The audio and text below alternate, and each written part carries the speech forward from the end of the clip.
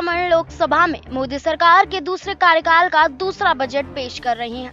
इस दौरान पंडित दीनानाथ नादिम की कश्मीरी कविता पढ़ी उन्होंने लिखा और उन्होंने पढ़ा, हमारा वतन लिखते हुए शालीमार बाग जैसा, हमारा वतन डल झील में खिलते हुए कमल जैसा, नौजवानों के गर्म खून जैसा, मेरा वतन तेरा वतन हमारा वतन दुनिया का सबसे प्यारा वतन।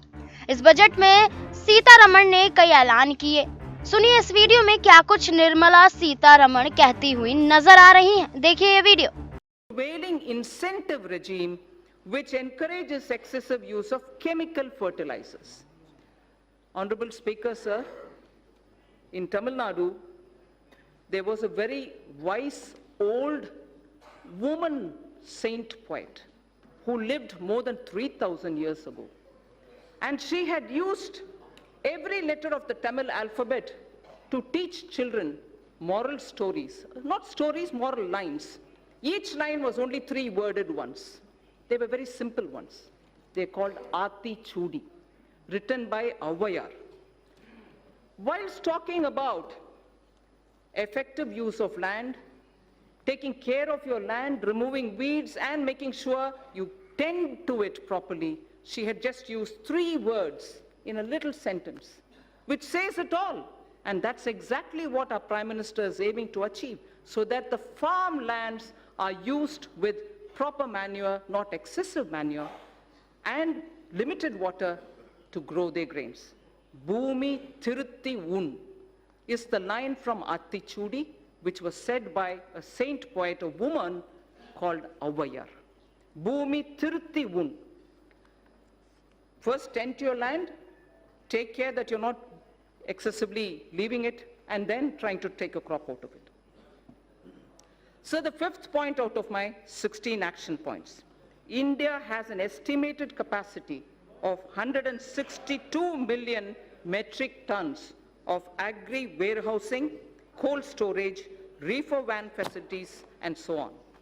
NABARD will undertake an exercise to map and geotag them.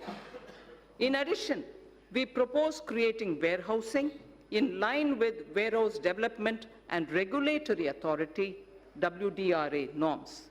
Our government will provide viability gap funding for setting up such efficient warehouses in the block or taluk level. This can be achieved where states can facilitate with land and are on PPP mode. Food Corporation of India and Central Warehousing Corporation shall undertake such warehouse building on their own land too. 6th action point. As a backward linkage, a village storage scheme is proposed to be run by SHGs. This will provide farmers a good holding capacity and reduce their logistics cost. Women SHGs can avail of Mudra or NABARD assistance and regain their position as Dhanya Lakshmi. We've heard of Dhana Lakshmi often, and many of us are familiar with Dhanya Lakshmi, and I'm sure many of us do recall the days when women in the villages were the ones who kept the seed for the entire village, and they would distribute seeds as and when a farmer required it. So we would like to restore women SHG groups to play that role or at the village level as Dhanya Lakshmis, being assisted by Mudra and being assisted by NABARD. To build a seamless national cold supply chain for perishables inclusive of milk, meat and fish, the Indian Railways will set up a Kisan Rail through PPP arrangements. There shall be a refrigerated coaches in express and freight trains as well, so that perishable goods can be quickly, easily within the country transported, and the benefit will accrue to the farmers. Krishi Udan will be launched by the Ministry of Civil Aviation, not just trains. Krishi Udan will be launched by the Ministry of Civil Aviation on international and national routes. This will immensely help improve value realization, especially in Northeast and in the tribal districts. Horticulture sector. So this is very important. Point number 9 of the 16th. Horticulture sector with its current produce. It's a very important point, sir. Horticulture sector with its current produce of 311 million metric ton exceeds the production of food grains. Horticulture exceeds the production of food grains. For better marketing and export, we propose supporting states which, adopting a cluster basis, will focus on one product, one district, so that a high focus is given at the district level for products in horticulture to really gain that momentum. 10th of the 16 action points. Integrated farming systems in rain-fed areas shall be expanded. Multi-tier cropping, beekeeping, solar pumps, solar energy production in non-cropping season will be added. Sir, I had mentioned in my July budget, zero budget natural farming. That shall also be included in our activities. The portal on Jaivik Kheti, online national organic products market, will also be strengthened. So the next point, the 11th, on negotiable warehousing receipts, ENWR, has already crossed more than 6,000 crores on negotiable warehousing receipts. This will be integrated with eNAM, National Agriculture Market, the electronics one. Point is the 12th of the 16th, non-banking finance companies and cooperatives are active in the agriculture credit space. The NABARD refinance scheme will be further expanded. Agricultural credit target for the year has been set at 15 lakh crores, 15 lakh crores, agricultural credit availability. Eligible beneficiaries of PM Kisan will be covered under the KCC, Kisan Credit Card Scheme. 13th to 16th. Our government intends to eliminate foot and mouth disease, brucellosis in cattle, and also what is called the PPR in sheep, which is a French expression. Sorry for those who know French. I'll try to pronounce. Peste des petits ruminants. PPR in sheep and goat by 2025. So foot and mouth disease, brucellosis in cattle, and also PPR in sheep and goat by 2025 will be eliminated. Coverage of artificial insemination shall be increased from the present 30% to 70%. Manrega would be dovetailed to develop fodder farms. Further, we shall facilitate doubling of milk processing capacity from 53.5 million metric tons to 108 million metric tons by 2025. From 50th Yodya Yojana for alleviation of poverty, 58 lakh SHGs have been mobilized. We shall further expand on SHGs in this regard too. Now, for the fund allocation, for the 16 different steps that I have announced, they are being stated under two broad categories. They are being stated under two broad categories. For the sector comprising of agriculture, allied activities, irrigation, and rural development, an allocation of 2.83 lakh crores has been made for 2020-21,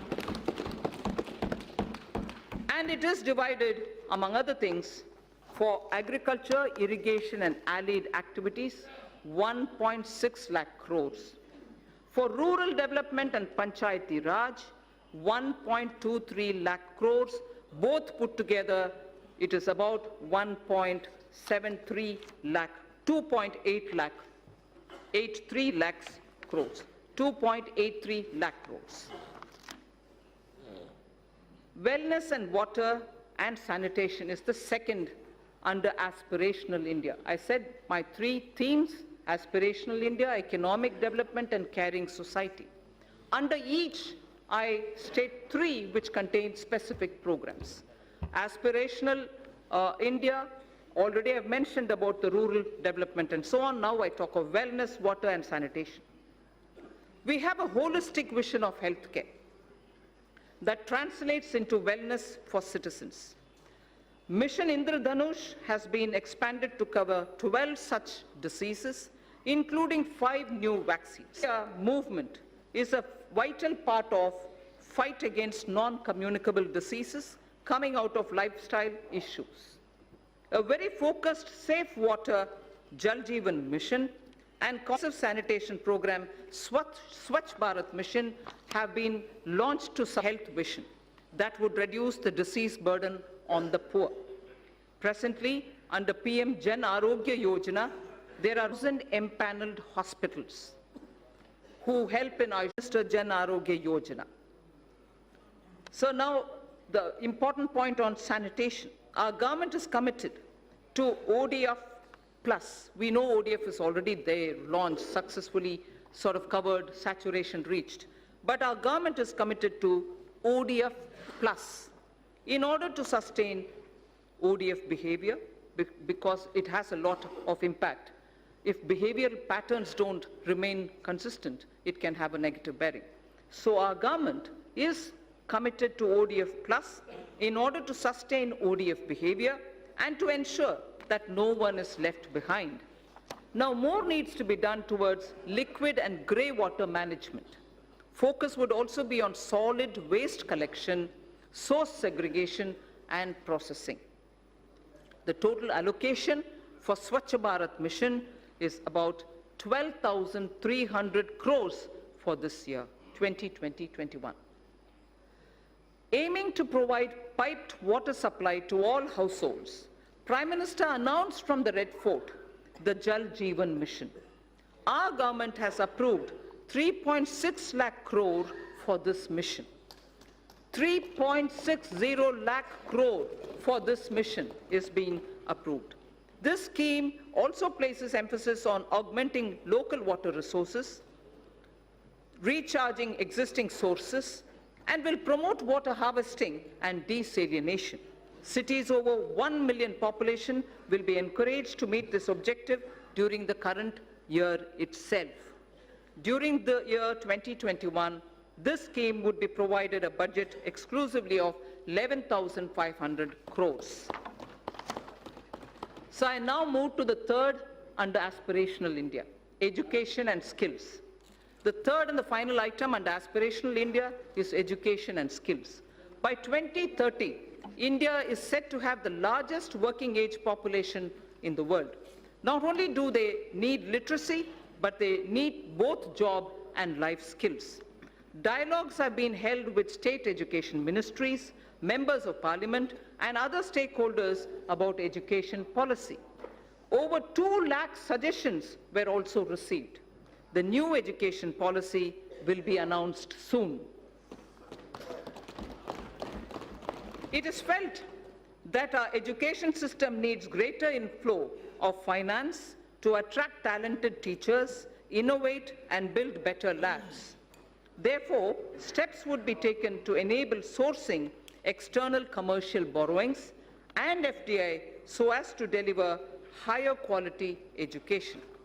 Students in general stream, as opposed to those in services or technology stream, sciences and technology stream, need their employment opportunities improved. About 150 higher education institutions will start apprenticeship embedded degree diploma courses by March 2021. The government proposes to start a program whereby urban local bodies across the country would provide internship opportunities to fresh engineers for a period up to 1 year. So local bodies, as you know, do undertake a lot of public work program, and their manpower is also limited. But yet, young engineers who are ready to serve for the purpose of learning how it is to work with the government are also going around seeking opportunities. So here we have created an opportunity by saying urban local bodies should now give opportunity for fresh engineers so that they can help them plan better and in turn also learn as an intern under the local bodies. So this is for a period of 1 year that we've opened up. In order to provide quality education to students of deprived section of the society as well as those who do not have access to higher education, it is proposed to start a degree-level, full-fledged online education program. This shall be offered only by institutions who are ranked within top 100 in the National Institutional Ranking Framework. Initially, only a few such institutions would be asked to offer such programs. Sir, India should also be a preferred destination for higher education. Hence, under its Study in India program, an IND-SAT exam is proposed to be held in Asian and African countries. It shall be used for benchmarking foreign candidates who receive scholarships for studying in Indian higher education centers. A national police university and a national forensic science university are being proposed in the domain of policing science, forensic science, and cyber forensics. There is a shortage of medical doctors. There is a shortage of qualified medical doctors, both general practitioners as well as specialists. In order to meet this requirement, it is proposed to attach a medical college to an existing district hospital in PPP mode. Those states that fully allow facilities of the hospital to the medical college and wish to provide land at a concession would be able to receive viability gap funding from the center. Details of the scheme would be worked out soon, so we aim to have at the district level with hospitals which are being extended for medical college training and also for producing more doctors, viability gap funding will also be extended. So the National Board of Examination imparts PG medical qualification, diploma and fellow of National Board, DNB and FNB. The government will therefore encourage large hospitals with sufficient capacity to offer resident doctors the DNB and FNB courses under the National Board of Examinations. There exists a huge demand for teachers, nurses, paramedical staff, and caregivers all abroad. There exists a huge demand abroad for teachers, nurses, paramedical staff, and caregivers. However, their skill sets many a time do not match the employer's standards and therefore need to be improved. I propose that a special bridge course be designed by the Ministries of Health, Skill Development, together with professional bodies to bring in equivalence. Language requirements of various countries need also to be included. All these should be achieved through a special training package.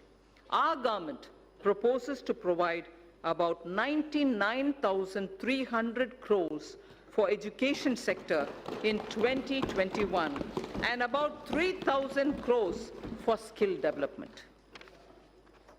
So I move to the second theme, economic development. Aspirational India, economic development and caring society. I'm now talking on economic development. And in economic development, industry, commerce and investment are the ones which come first in our. So the most important thing as an introduction I'd like to say here, the guilds of Saraswati Sindhu civilization and the Harappan seals are remarkable. Saraswati Sindhu civilization is about 4,000 before the Common Era. The seals in particular belong to 3,300 BCE, before the Common Era. Words from the Indus script, which are all hieroglyphs, have been deciphered. Words from those hieroglyphs have been deciphered. Interesting words which we need to know when we're talking about commerce and industry. Commerce and trade-related words show how India for a millennia has been a continuing civilization with rich skills in metallurgy, rich skills in trading, and so on. Sreni is a word found in the Harappan seals, which means guild. Seti is a word found in the Harappan seals, which means wholesale merchant. Seti was a wholesale merchant in the Sindhu civilization, Saraswati Sindhu civilization. Poddar is an assayer of metal into treasury. And also, India is a continuing maritime power in terms of commerce and industry. Takara Khodmi is using word which shows blacksmithery and also iron and tin smithery existed that time. So India's commerce, India's industry, India's trade in such materials which were all unique to India have existed and continues to exist over the millennia. So entrepreneurship has always been the strength of India. That's the point I wanted to explain. I'm sure many members already know it, and therefore they're a bit restless. Entrepreneurship has always been the strength of India. Even today, young men and women have given up greener pastures elsewhere to contribute to India's growth. They are risk-taking and come up with disruptive solutions to festering challenges. Equally, established old industries are resetting themselves in a changing global domestic situation. Global and domestic situation. We recognize the knowledge, skills, and risk-taking capacities and capabilities of our youth. He is no longer a job seeker. He is a creator of jobs. Now we wish to create more opportunities and remove roadblocks from this path. I propose to set up an investment clearance cell that will provide end-to-end facilitation and support, including pre-investment advisory, information related to land banks, and facilitate clearances at the center and also in the state level. It will work through a portal. There is a case for maximizing the benefits of three separately developing economic activities, sir. SPN 9 news room से नाज़मीन की report.